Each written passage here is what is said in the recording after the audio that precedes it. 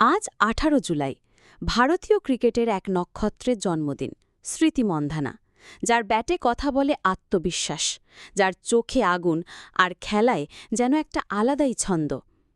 ছোটবেলায় যখন অন্যান্য মেয়েরা পুতুল নিয়ে খেলত, তখন স্মৃতি ব্যাট তুলে নিয়েছিল।